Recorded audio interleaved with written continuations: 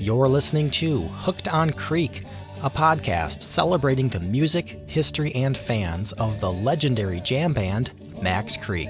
I am your host, Korre Johnson, and you are listening to episode 47.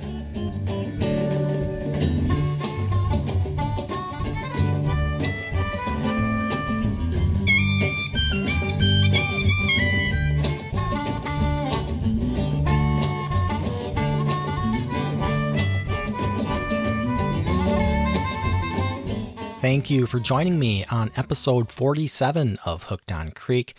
This is a very special episode because it features an interview with Dylan Kader.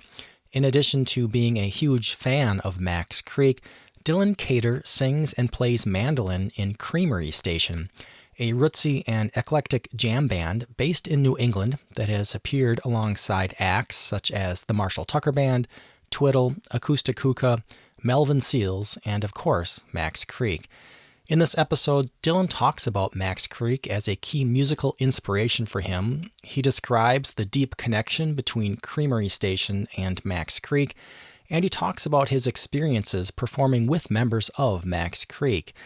Dylan also talks about what it's like singing, playing mandolin, and writing music in Creamery Station, his excitement for Creamery Station's new album, and what it's like performing with his father. I think you are really going to enjoy my conversation with Dylan, so I'm excited to share it with you. In the episode show notes, you'll find links to learn more about Creamery Station, and if you head over to hookedoncreek.com, you can read a full transcript of my conversation with Dylan. All right, now let's get started. Dylan Kader, welcome to Hooked on Creek. Hey, Korre, thanks so much for having me, man. Quite a pleasure. Dylan, you are in this incredible band called Creamery Station, and I've been really enjoying the music, mostly from live recordings on archive.org and YouTube. But I'm curious, how would you describe Creamery Station and the music you play? It's a good question. We say soulful, bluesy roots jam music. That's quite the mouthful right there, you know. But we have a lot of different influences in our band. We're a 7-piece, which gets big sometimes, but it's so cool how everybody has a different texture they add musically, but also their background is all different. So it's really cool how it became a really like a pull together from so many different people and styles, and we really tried to form it over the years into something unique itself.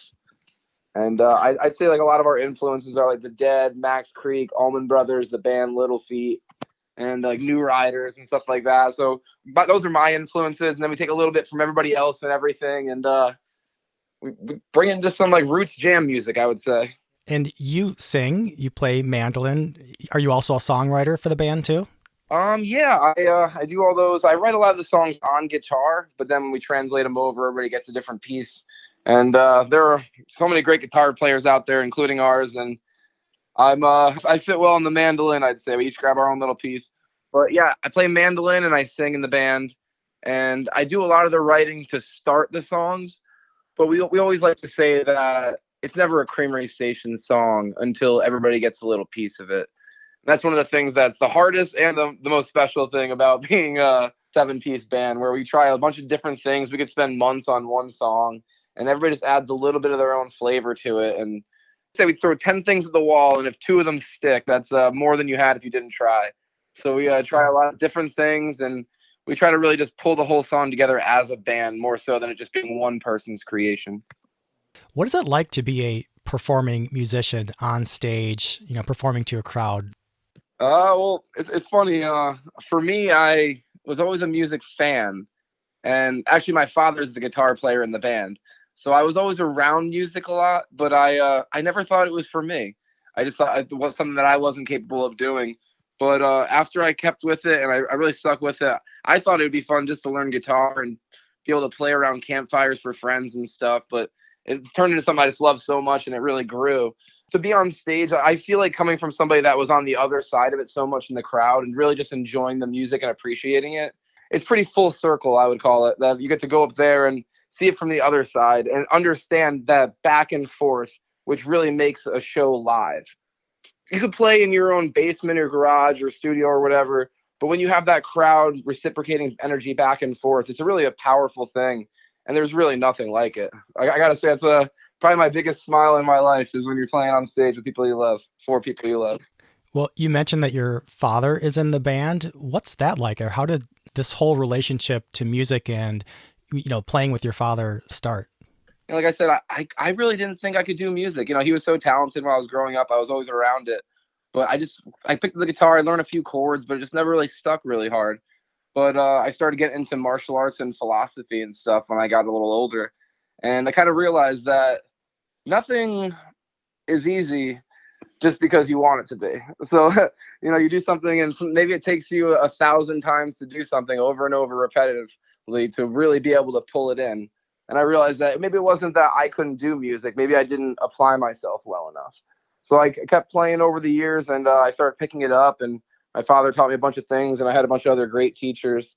And he saw the growth, and we started playing more together, and it really grew into something. He was in another band locally in Connecticut, and we kind of started playing more and more on off nights and stuff until it became something that him and the harmonica player in his other band decided that this is what they really wanted to do. It seemed to be going in the right direction. It was growing. We really all loved the music we're playing. And we kind of sucked them in from the other band. And from there, we started our whole build into what we are today. But it's one of those things where having my father on guitar on stage, it's special because you become a family in a band already. But when you have somebody in your actual direct family in there, it's definitely a really easy way to start that up. And you just kind of grow the camaraderie from there. And it seems to just build into one special family as we go. I understand that you are a fan of Max Creek. Take me back to your initial introduction to the music of Max Creek. When and where did that occur? I think it was 2008 at Vibes, Gathering of the Vibes in Bridgeport, Connecticut, maybe 2009. And I was big into Fish and the Dead at the time.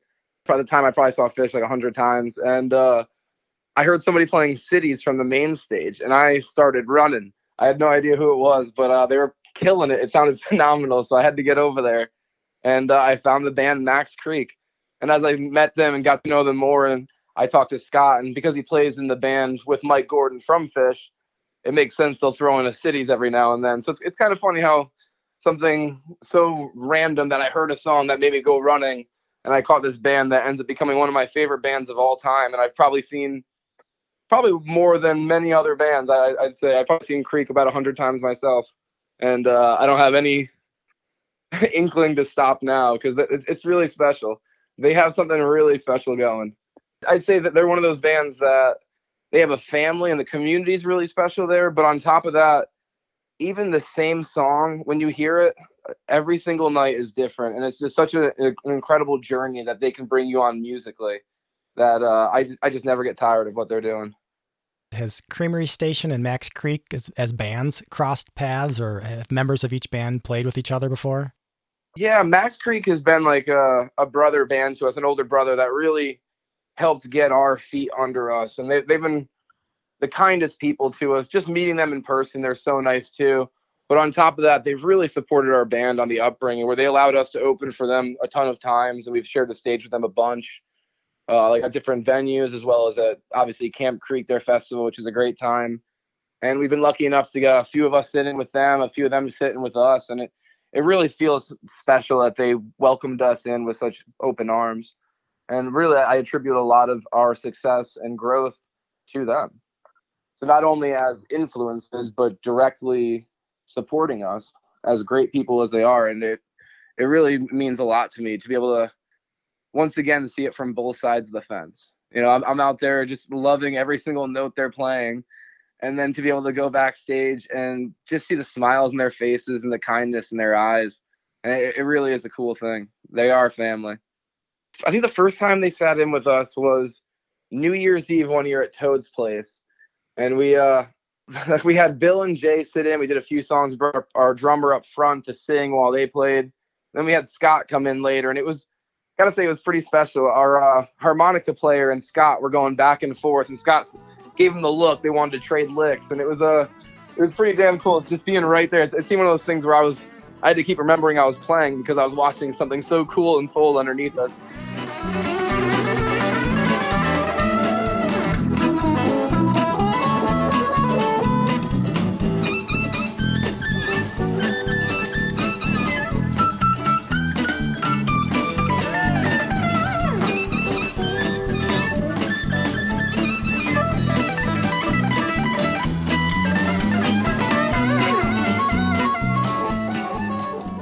But that was great. And then as funny as it is, later that night they had our harmonica player up for a song, and he was up there. And the next thing you know, we're doing "Circle Be Unbroken" for the end of the night, and they had us come up and sing. And we probably had a little too much to drink that night. It was a fun New Year's Eve night, and we were up there, and we didn't have a microphone or anything. We were just singing up there, having a little fun with everybody. But they probably forgot that our harmonica player has a microphone. The next thing you know, we're all holding this microphone, all singing "Circle Be Unbroken" on stage, and have our arms all over Scott and whatnot. And it was a pretty fun one. I think they probably turned that microphone off pretty quick though when we were singing. But no, they're just such great guys, really. Though they're just always so much fun to play with and hang out with. Really, it means a lot to be on this with you right now because they are one of my biggest inspirations going back, and just to see them still doing so well and just jamming so hard is just so amazing to me. Tell me about the fans that support Creamery Station. Is there maybe an overlap between fans of Max Creek and fans of Creamery Station? Are they similar, different, or how would you describe it? Yeah, we definitely have a lot of the same fans. Obviously, there's a big overlap. We have a lot of our own people too and stuff. But what I see in the Creek family is something that I admire, and I really love seeing that same energy in our own crowds. And it really just comes down to the happiness that people are trying to bring and trying to enjoy themselves. And it really is a cool thing to see that while you're playing and while you're out there both ways. And I'd say we have a great family there. I'm curious, what are some of your favorite Max Creek songs? Ooh, that's a good one. For me, I've always loved Windows. Just for me, that really hits. But lately, I've been just listening to so many different versions of Something Is Forming. Damn, I could just go down a list. But Heartbeat is another one that I can't get off my record right there. Well, I'd say I was gonna say I like a lot of Scott songs there, but then again, I was just about to say, oh boy, Big Boat or You Write the Book are just special ones for me. And you're the only one for me. When we all get to sing that at Camp Creek, it's just such a special thing right there. So that's hard, man. I gotta say, it's really for me, it's the connection to each different version that's so special, and they tell a different story every time. They have so many great songs, but the fact that they can almost rewrite them depending on the energy of the night is probably the most special part, I'd say, to me. Mm-hmm. You mentioned earlier that you have seen Phish a lot. How would you describe maybe the influence of Phish as a band in general to music in New England? I'd say Phish definitely has one of the biggest influences on the New England scene, more so than Americana, like roots music like we do. You definitely see a lot more of the Phish jam types of bands up here, and definitely a huge influence. But even going back from there, as you see Max Creek inspiring Phish, which is such a special thing in itself. And the biggest things I would notice for me and their jams is, at least a few years ago when I was on tour, we were all talking about how Phish was practicing their transition. So they know everything how to transition to the next thing, but everything else is spontaneous jam wise in between. But Creek is one of those few bands that I've seen that they can literally go in there with no plan at all with where the jam's going to go. And it's seemingly every time it's a success. It's just such an incredible thing to watch. And trying to be able to do that myself as a musician, you're almost more impressed by it when you see how fluently they do it. And I got to say, it's definitely a special thing to be able to recognize and to be able to appreciate. When you were growing up, did you think that you would be a musician performing as an adult, or how unique is this for you in your life now to be out there performing and touring with a band? Yeah, I gotta say, I never thought I'd be doing this. I had a few different things I did through my life, but I always loved music, and I was always seeing myself touring, following bands. But when it came together, it just seemed to really click and just be such a natural growth in my life and progression that I really can't look back and think anything else would have been a better option for me. For me, my biggest philosophy is Taoism, and it's about understanding the flow of the world and adhering to it, so that you don't have to put so much energy on yourself. Like the idea of you trying to get across a river with a current flowing, instead of fighting the current, you go with the current to get across the river, and it's a lot easier. So the idea of that is pretty ingrained in me, And it seemed like one of those things where fighting something that I loved so much, like music, just almost seemed silly at a point. So to be able to take it and internalize it and make it a way that not only I can enjoy music, but actually make a living off of it is a really powerful thing. And it feels incredible to be able to do that and internalize it in such a way.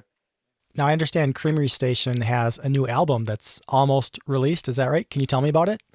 Yes, sir. June 23rd, we're going to have a new album coming out everywhere online. And we're really excited for it. Our last one was in 2020 we put out, and it hit a bunch of charts on Relics charts and everything. It hit #1 and stayed up there for like a really wild amount of time. For 7 months, it was in the top charts. We were pretty excited about that. And we jumped right back into the studio again after. But it was one of those things where even though we started, we really wanted to take our time and make sure we developed all of the new songs properly. So even though we got in there right away after, we've taken now like 2.5 years to really perfectly develop what we wanted the songs to sound like. And I think it's great what we came up with. So I'm really excited to get that new album out there. And I think people will really like what we're doing there. Now, does your band stick to the Northeast? Do you guys tour outside of the Northeast? Where can fans catch your band? Lately, we've actually been not playing enough in the Northeast. We've been traveling pretty much everywhere else. We started 2021. We did a full cross-country tour. We started in the Northeast, headed right across to Cali and did Utah, Colorado, the whole Southeast. And then we went back up. And then since then, we've done a few runs out to the like Ohio area, as well as Colorado, Arkansas. We just got back from a few different tours. We were down in the Virgin Islands in April. And then we did a May tour through the Southeast and up to the Midwest a little bit. But we're up here now doing a bunch of festivals, and we're real excited to keep playing in all the different areas and hopefully keep building those fan bases. So if anywhere out there, if you like our music, make sure you reach out to us and tell us where you want to see us play. Well, Dylan, if fans want to learn more about you or Creamery Station, where should they go online? Well, check us out on any of the streaming services, Spotify and whatnot, Facebook.com/Creamery Station, Instagram the same, as well as CreameryStation.com. And yeah, we'll be out there, so check us out, see our tour dates, and we really hope to see you out there soon. Dylan Kader, it was so much fun talking with you today. Thank you for joining me on Hooked on Creek. Hey, thanks so much, Korre. Hooked on Creek, you guys rock, and we appreciate you having me on it. It was a lot of fun talking with Dylan, learning about Creamery Station, and hearing about his love of Max Creek. So now to round things off, let's listen to a couple Creamery Station songs featuring Dylan Kader on vocals. There is a fantastic recording on archive.org of Creamery Station performing live at Arch Street Tavern earlier this year, so I'm going to play a couple tunes from that show. This is Creamery Station performing Crazy Night live at Arch Street Tavern in Hartford, Connecticut on March 3rd, 2023.